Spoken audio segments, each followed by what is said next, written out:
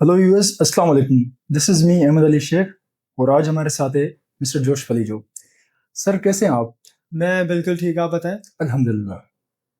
तो सर सबसे पहले हम ये जानना चाहेंगे कि आपका जो जोश नाम पड़ा, क्या वो आपका स्टेज नेम है या रियल नेम है? ये मेरा रियल नेम है। ये मैं जब छोटा होता था, मेरे बाबा ने बताया था कि मेरी जो दादी थी, my grand mother, she was one of the person who hmm. Came up with the name. अच्छा, और हम ये जानना चाहेंगे कि आप कहाँ बड़े हुए और हैदराबाद में म्यूजिक स्टार्ट करने के पीछे क्या कहानी है? मैं बड़ा तो हैदराबाद में ही हूँ, हम्म। और म्यूजिक हैदराबाद में करने की वजह यह है, जब आप कुछ क्रिएट कर रहे हैं, राइट, हम्म। तो you have to do your best to represent the place that you're born in, right? Because आप जहाँ पे बड़े हुए हो उसको आप रिप्रेजेंट नहीं कर रहे ना, तो वो आपकी ओरिजिनलिटी नहीं होगी। और मुझे बहुत अच्छा लगता है कि मैं हैदराबाद, जहाँ पे like a couple of months ago or years ago, you can say, ये music and all that stuff was not that consistent. इतना उनका मालूमात नहीं थी। तो मैं बहुत प्राउड होता हूँ कि आई एम फ्रॉम हैदराबाद और मैं हैदराबाद को ग्रो करूँ अपनी कला से, इफ आई कैन। बिल्कुल, क्योंकि आप यहीं पर पैदा हुए, यहीं पर बड़े हुए, इस जी। वजह से आपको अपने शहर के साथ मोहब्बत है। बिल्कुल उस वजह से आप चाहते हैं कि आप यहीं पर सारा कुछ करें। बिल्कुल। अच्छा जोश भाई, वाई बीइंग आर्टिस्ट? वैसे आप और भी सारी चीज़ों में जा सकते थे, और इसके अलावा आपकी जो फैमिली बैकग्राउंड है वो भी एक लाइक पॉलिटिकल है, पॉलिटिशियंस हैं, उन हिसाब से भी वाई लाइक आर्टिस्ट ही क्यों? देखें, मैं जब छोटा होता था ना, तब से मैं बहुत सारी डिफरेंट चीजें करता था। Like I know how to dance, I am good at sketching, I play football, and of course I can sing now. और मेरे घर जो है, मेरा घर, उसमें ये रवाज नहीं है कि अब ये चीज करो, वो चीज करो, ये नहीं करो। उधर यही है कि if you are good at something, you should pursue it. और मैंने जब शुरू किया, मुझे दिखा कि यार इसमें मैं अच्छा हूँ, और मेरे घर वालों ने भी बहुत सपोर्ट किया, क्योंकि उधर ये सपोर्ट मेरे घर वाले बहुत करते हैं मेरे म्यूजिक पे। तो इंटरेस्ट भी था, उनका सपोर्ट भी था, तो why wouldn't I pursue something that I am good eight. ये तो सर, ये तो हम जान सकते हैं कि जैसे आप कह रहे हैं कि आपकी जो फैमिली माशाल्लाह सा ओपन माइंडेड है, उनके अलावा बहुत सपोर्टिव हैं, तो उसके बावजूद भी क्या कभी आपको डर लगा लाइक स्टार्ट करने से पहले कि बाबा को पता चलेगा, उनका क्या रिएक्शन होगा इस चीज से? जी देखें, डर इस सेंस में नहीं लगा कि अगर पता चलेगा तो वो मुझे मना करेंगे या ऐसा कुछ। डर, जब मैंने शुरू किया था, मुझे डर इस बात का था कि मैं जब तक अपनी चीज को, अपने क्राफ्ट को प्रॉपरली पॉलिश नहीं कर लेता ना, तब तक वो बाहर ना हो। क्योंकि इट्स इम्पोर्टेंट कि आप पहले अपनी चीज को पॉलिश कर दो, फिर वो ऑडियंस के पास जाए, लोगों को पता चले। ठीक है, तो मेरा मेन मकसद यही था कि मैं पहले अपनी चीज को फुली embrace करूं, and I really learn more about it and then put it out there. तो हम ये भी जानना चाहेंगे कि आपका जो पहला सॉन्ग था वो कौन सा था और उस पर कौन क्या रिस्पॉन्स आया था? मेरा पहला जो गाना था वो था खाली आसमान। उस पे response, I got a really good response because at that time मैं initially I used to rap a lot. मैंने ऐसे रैपर स्टार्ट किया था, तो फिर मैंने मेलोडिक साइड को ज़्यादा embrace किया एंड ऑल दैट। तो वो मेरी पहली मेलोडिक साइड का पहला एक्सपेरिमेंट था, दैट सॉन्ग खाली आसमान। तो जब मैंने वो ड्रॉप किया था, people were expecting more of, जो मेरे फॉलोअर्स थे, जो मुझे उस वक्त सुनते थे, they were expecting more of me to rap. मैं रैप करूंगा because that's what I do. But when I came up with that, तो मुझे खुद भी पता नहीं था कि I can do this as well. तो वो जब मैंने शुरू किया, लोगों को मेरी आवाज़ पसंद आई, तो उन्होंने बहुत अच्छा रिस्पॉन्स दिया था मुझे। तो आई वाज लाइक, यार हाँ, ये मुझे इस चीज़ में मैं अच्छा हूँ, ये मुझ पे जचती है, तो ये करना चाहिए। फिर मैंने ज़्यादा एक्सपेरिमेंट किया, नई चीज़ें ट्राई की। नई चीज़ें ट्राई नहीं करेंगे तो फिर पता कैसे चलेगा कि हमारी कैपेबिलिटी क्या है। ऐसी बात है। असल में ये होता है कि हम जब कोई चीज़ करते हैं तो उनके रिस्पॉन्स से डिपेंड होता है कि हम आगे क्या करेंगे। काफ़ी मर्तबा ऐसा होता है कि हमें अगर अच्छा रिस्पॉन्स आ जाता है तो हम और भी मोटिवेट हो जाते हैं, लेकिन काफ़ी बार ऐसा होता है कि रिस्पॉन्स अच्छा ना आने की वजह से इंसान डिमोटिवेशन में चला जाता है और वो पीछे रह जाता है अपने काम को, या अपने खुद को इतना मतलब कि वर्थफुल नहीं समझता। तो इसके पीछे आप क्या कहना चाहेंगे? देखिए, कोई भी काम आप करें, ठीक है, वो आप कंटिन्यू करना चाहते हैं या नहीं करना चाहते, वो दूसरे डिसाइड नहीं करेंगे, वो डिसाइड करेंगे आप। लोग क्या कहते हैं, क्या सोचते हैं, इट डजंट रियली मैटर। अगर आपका दिल कहीं लगा हुआ है ना, if your heart is set on to doing something, you do it, whether people like it or not. Eventually एक शख्स, एक कोई भी शख्स हो, कोई भी, कुछ भी हो, कोई भी, कौन सी फैमिली से क्या करता है, डजंट मैटर। अगर आप अपना दिमाग एक चीज पर लगातार फोकस कर रहे हैं ना, यू विल अचीव इट। फिर वो आप, और शुरुआत में लोग ऐसे ही कहते हैं, जब आप कोई चीज, डांस करना शुरू करेंगे, आप प्रैक्टिस करें, डांस प्रैक्टिस, पोस्ट करना शुरू करें, म्यूजिक शुरू करें, फुटबॉल खेलना शुरू करें, शुरू में सब यही कहेंगे, अबे यार ये क्या है, ये क्या है, ये क्या कर रहा है, ये क्यों कर रहा है। बट फिर आप जब वो पॉलिश करेंगे, उस चीज में अच्छे होना शुरू हो जाता है ना, फिर सब यही, हाँ मुझे तो पता था ये ऐसा अच्छा ही होगा। तो it's all about time and consistency. आप कोई भी चीज करो, दिल के लिए करो, बिकॉज आपको करनी है, ये नहीं क्योंकि दूसरों क्या चाहते हैं हम क्या करें। That doesn't really matter for me. बेहतरीन बेहतरीन। और मतलब कि आपकी बातों के हिसाब से आप यही कहना चाहते हैं कि जो भी आप कर रहे हैं उसमें आप कभी भी ये चीज़ ना देखें, कभी भी अपना जो लोगों का जो रिस्पॉन्स है उस पर आप डिपेंड ना हो जाएं। आपने बस वो चीज़ करनी है टिल जब तक आपको सक्सेस नहीं मिलती। जो करें दिल से करें। अगर आपका दिल लगता है उस चीज पे, आप करें। That's all that matters.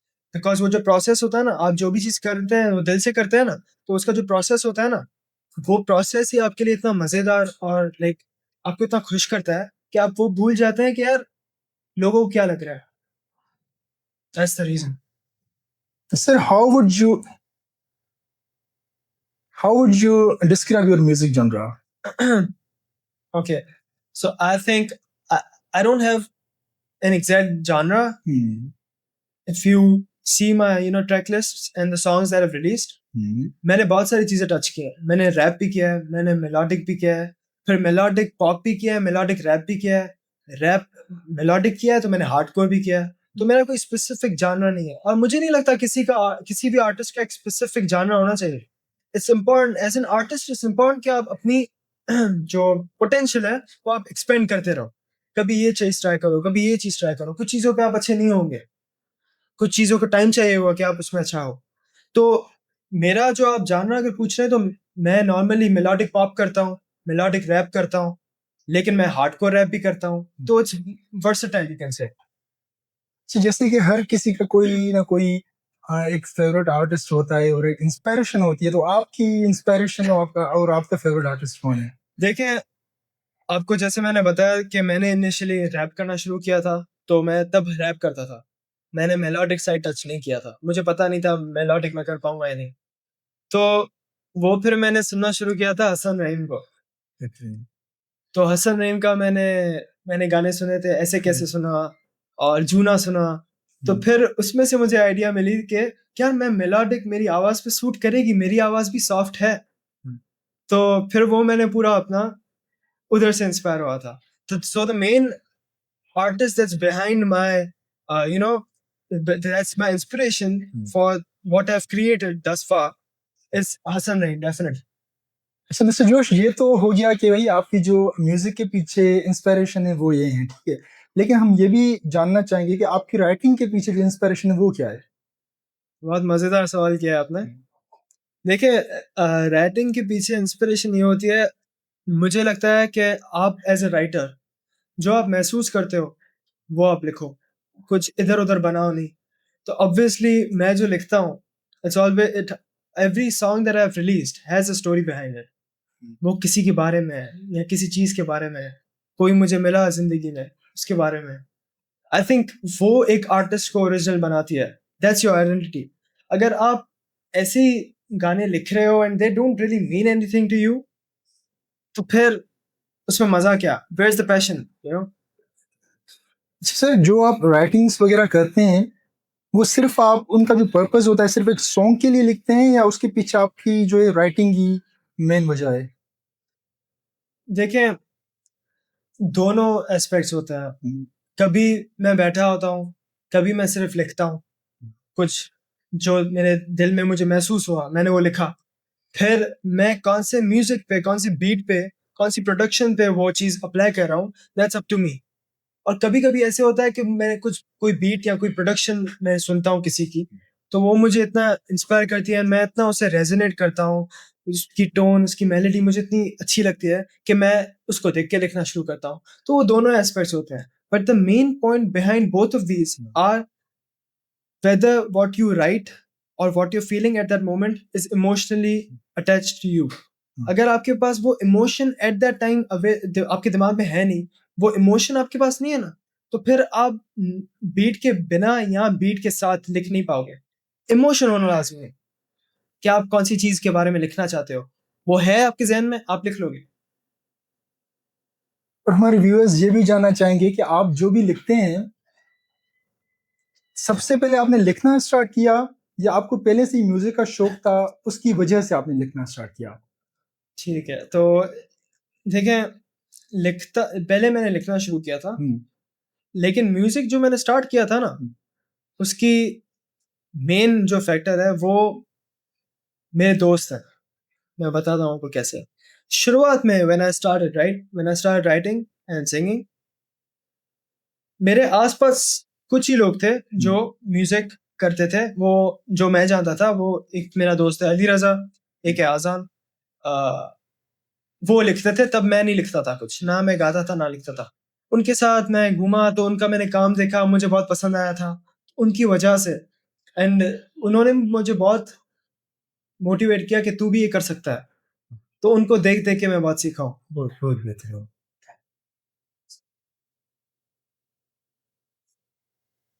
अच्छा, हम ये भी जानना चाहिए आपकी इसके पीछे फिलोसॉफी क्या है, लाइक एक इंसान को आर्ट क्यों करना चाहिए?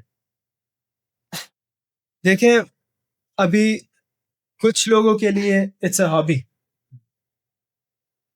मेरे लिए it's a way to express myself. दोनों फैक्टर्स बुरे नहीं है, ठीक है।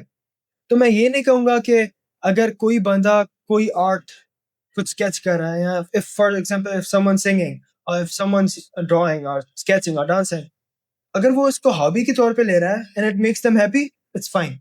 कोई अगर अपने आप को एक्सप्रेस करना चाह रहा है, वो भी फाइन है, दैट्स ओके टू। मैं personally, singing and writing for me is a way of me expressing something जो मैं वैसे नहीं बोल सकता, क्योंकि मैं थोड़ा इंट्रोवर्टेड किस्म का बंदा हूँ। तो जो बातें मैं बोल नहीं पाता या देर कर देता हूँ बोलने में, वो मैं अपने गानों में। अच्छा मिस्टर जोश, हम ये भी जानना चाहेंगे कि आपका इसके पीछे पर्पस और गोल एज अ म्यूजिशियन क्या है, like where you want to see yourself after 5 years?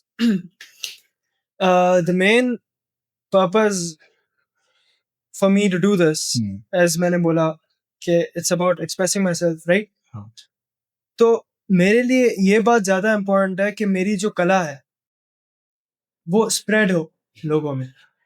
और लोग अक्सर कहते हैं कि मुझे फेम नहीं चाहिए और मुझे ये नहीं चाहिए।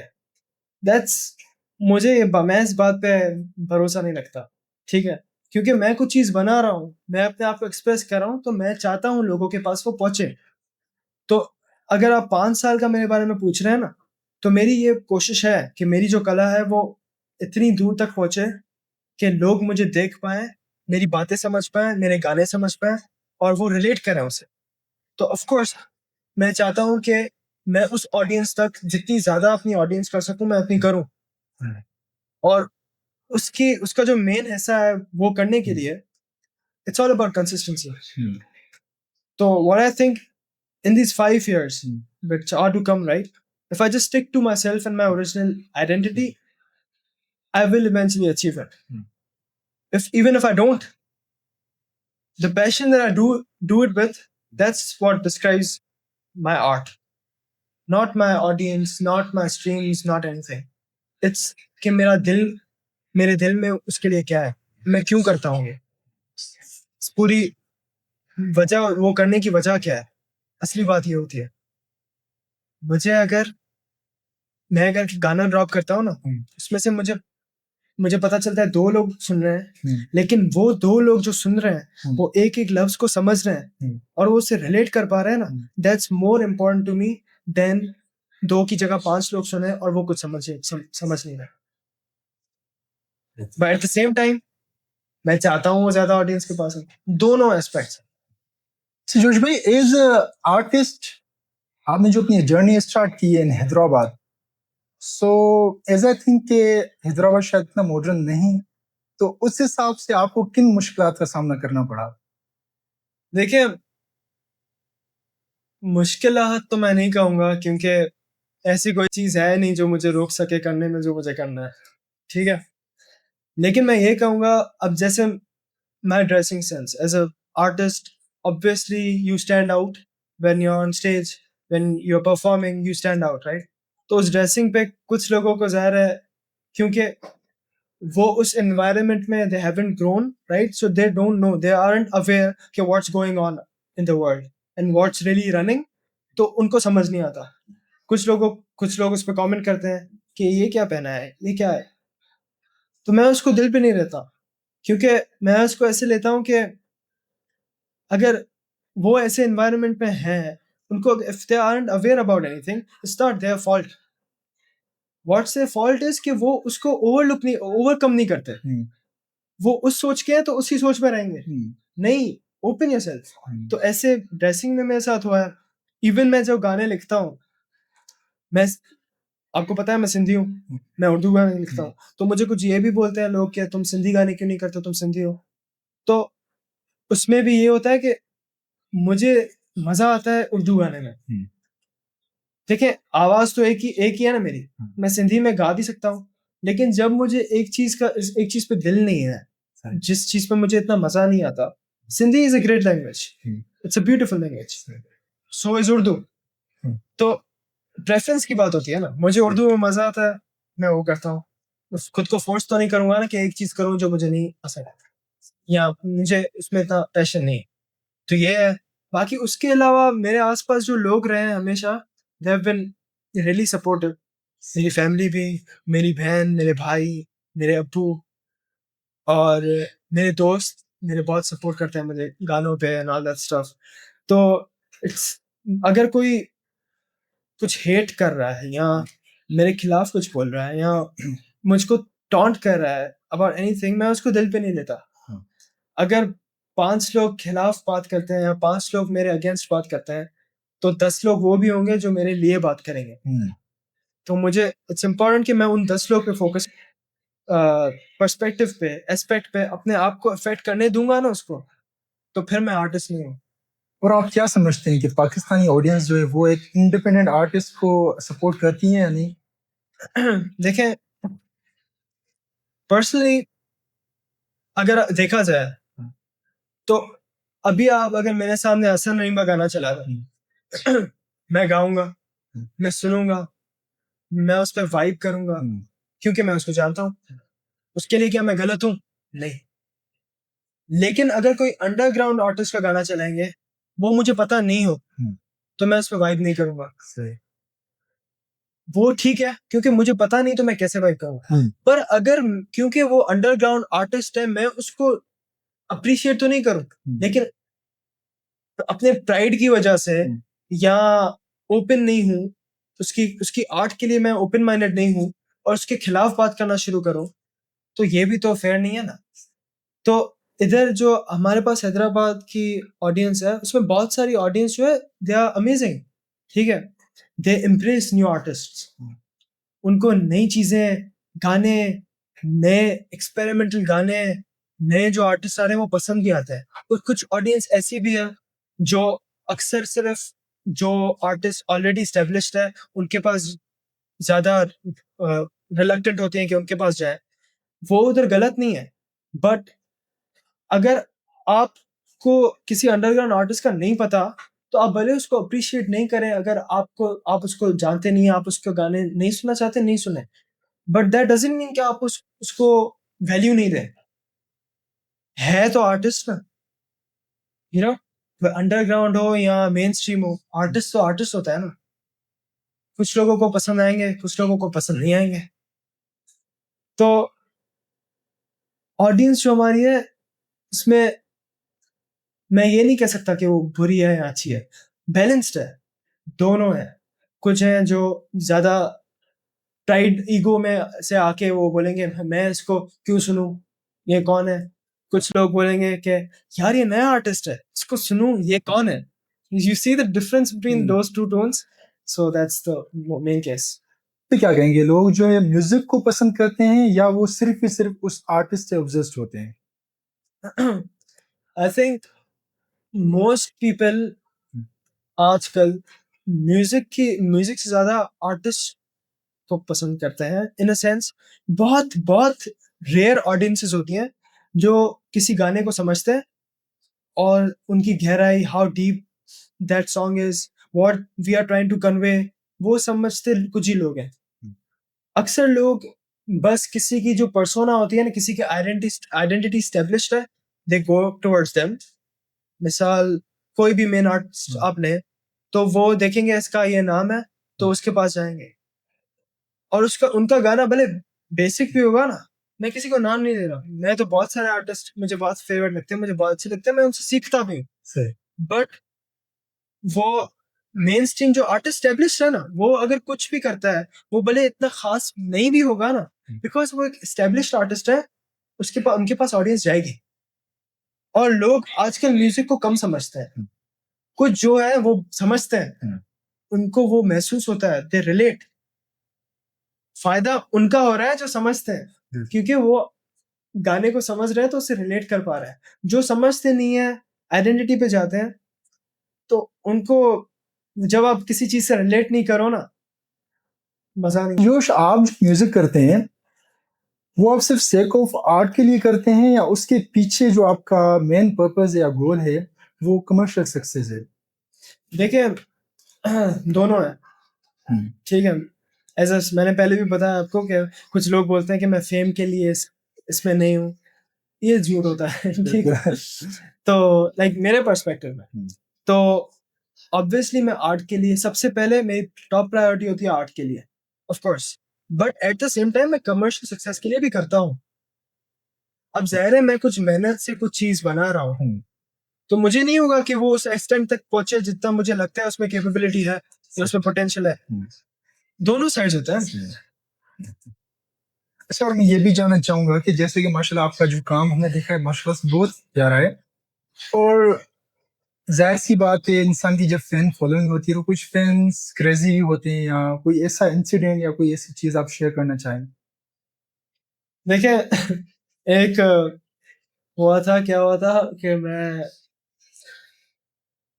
अभी मैंने ओपन किया था हावी के लिए, कॉन्सर्ट मैंने ओपन किया था।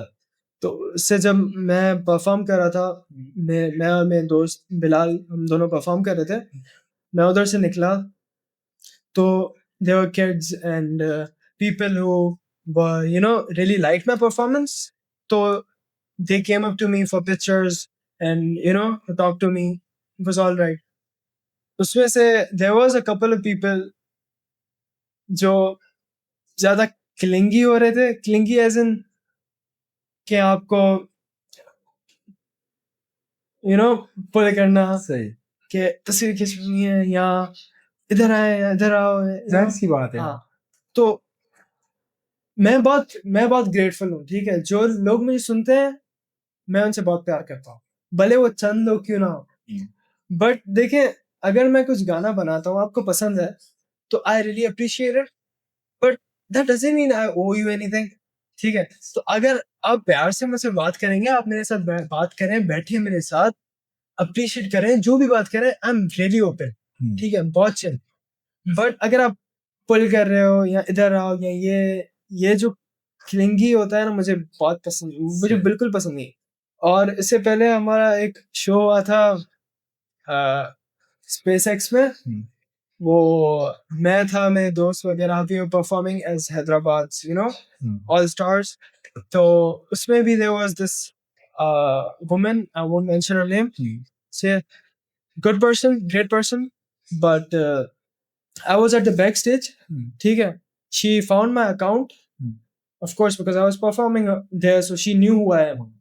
And then I was at the backstage, and she keeps texting me again and again, asking me to come to the audience for a picture. I have to meet, all that. So I was trying to explain it to her that I'm at the backstage. अच्छा जोश भाई, इन हैदराबाद अगर देखा जाए तो यहाँ से काफी सारे आर्टिस्ट निकले हैं, बहुत प्यारे प्यारे से।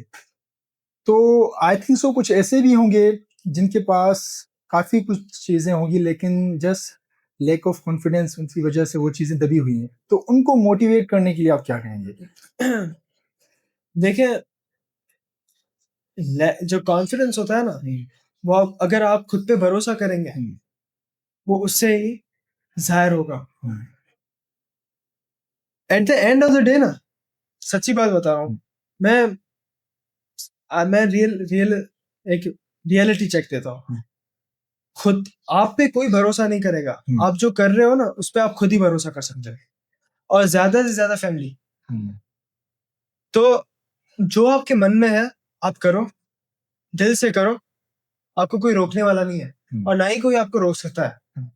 ठीक है, कोई एक दो लोग इधर उधर बात करें कि आप ये नहीं कर सकते, ये कैसे करोगे, इधर तो है नहीं। मैंने भी सुना है, मैंने बहुत सुना है, हैदराबाद में म्यूजिक करोगे, इधर तो ये चलता ही नहीं है। अगर मैं शुरुआत में जो मुझे ये लोग कह रहे थे, मैं उनकी सुन के मैं बैठ जाता, तो मेरी ग्रोथ होती जितनी है अभी नहीं होती ना। तो you have to believe in what you do. और कोई भी इंसान ऐसा नहीं कि वो कुछ नहीं कर सकता, या इसमें ये तो कुछ नहीं कर सकता, ये तो कुछ नहीं कर सकता।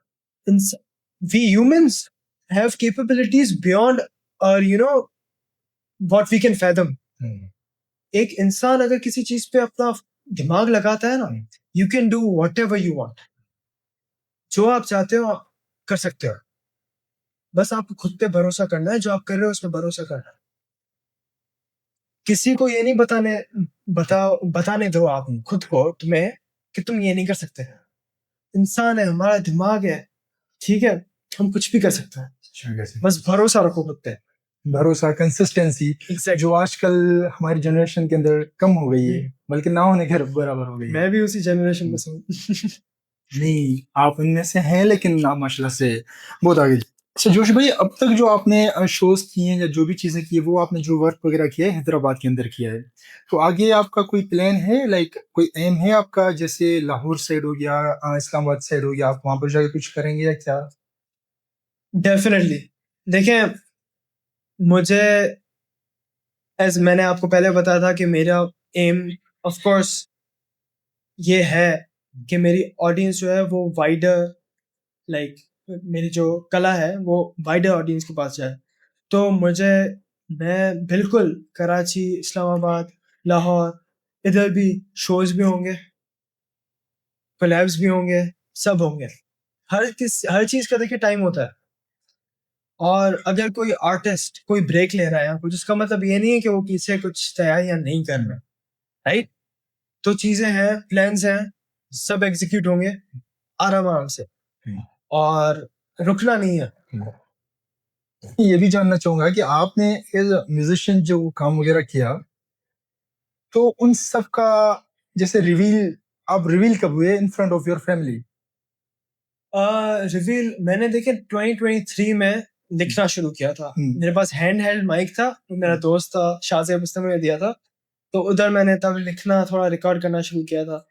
और मैंने इनिशियल स्टेज पे किसी को अभी तक बताया नहीं था, क्योंकि मुझे था पहले मैं अपनी कला को पहले थोड़ा पॉलिश कर दूं कि वो प्रेजेंटेबल हो। ठीक है, अर्ली स्टेजेस पे आप कोई चीज ऐसे ही सबके सामने लेके आएंगे, उनको इतना समझ नहीं आएगा, लेकिन आप थोड़ा पॉलिश कर देते हो, when you know put it in front of everyone, then you'll be like people who listen and find out about it, then they're going to be like yes, there is something there is some creativity in it. तो फिर मैंने 23 तो नहीं 24 के आसपास करीब मैंने उनको ये रिवील हुआ था। जोश भाई, और आप आगे चलकर कौन सी म्यूजिक जनरा एक्सप्लोर करना चाहेंगे और किसके साथ कोलैब करना चाहेंगे?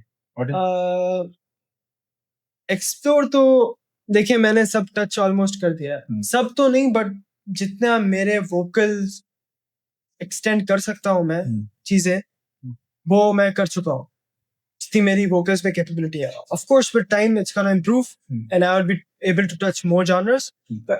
मुझे बहुत शौक होता है कि मैं country और metal भी, लेकिन metal के लिए मेरी आवाज शायद अच्छी नहीं है, तो मुझे ये genres बहुत पसंद है, तो मे बी मैं कुछ मिक्स अप करके उसमें से कुछ करूं. बाकी कोलैब्स की बात आई तो आपको मैंने बताया था कि मेरी इंस्पिरेशन कौन है, तो अगर उनका मैंने नाम नहीं लिया आगे जाके कोलैब का तो बात बनेगी नहीं. सही. तो ऑब्वियसली मुझे हसन नईम के साथ गाना करना है और मैं चाहता हूँ कि उस लेवल तक पहुंचने से पहले मैं अपनी आर्ट को इतना पॉलिश कर दूं कि मेरी जो कला है वो उनके साथ सामने आ जाए, वो मुझे डिस्कवर करे, उनको पता चले कि हाँ इसमें है. तो मुझे हसन नईम के साथ भी कोलैब करना है. बहुत सारे आर्टिस्ट हैं, अब्दुल हनान हो गया, और लेकिन सबसे ज्यादा मुझे देखें काम करने में मजा जो आता है ना, वो जो मेरे दोस्त है ना, उनसे मुझे काम करने में बहुत मजा आता है. अली सुमरो, अली रजा, आजान, मुझे बहुत मजा आता है उनके साथ म्यूजिक बनाने में. लेकिन आगे जाके जो ये Hasan Naeem, Abdul Hanan, all these artists that I've learned a lot from and are the reason that inspired me at the first place to do the things I do right now. तो उनके साथ तो लाजमी मेरा गोल है. और इसी के साथ हम अपना पॉडकास्ट ख़त्म करते हैं. Thank you so much for coming. आपसे मिलकर बहुत अच्छा लगा और बहुत ही कुछ सीखने को मिला. The feeling is mutual. Thank you for having me.